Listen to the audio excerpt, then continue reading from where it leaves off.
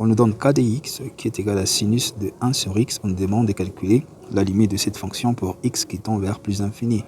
Alors nous aurons limite de x qui tend vers plus infini de la fonction sinus de 1 sur x.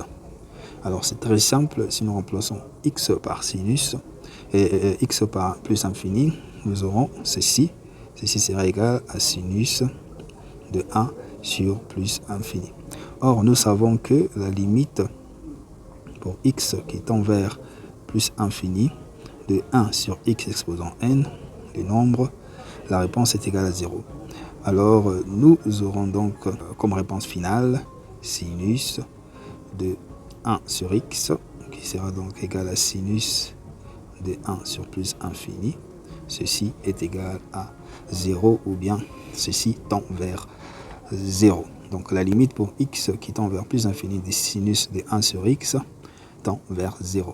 Pour être plus explicite, la limite des sinus de 1 sur x, qui est bien sûr égal à sinus de 1 sur plus infini, qui est égal à 0. Comment avons-nous trouvé les 0? Alors, lorsque vous faites sinus de 1 sur plus infini, 1 sur plus infini est égal à 0. Donc, vous vous retrouvez avec sinus des 0. Et sinus des 0, nous savons bien sûr que cela est égal à 0. D'où la raison pour laquelle sinus de 1 sur plus infini est égal à 0. Donc, je pense que c'est plus clair. Merci d'avoir suivi. On se retrouve prochainement.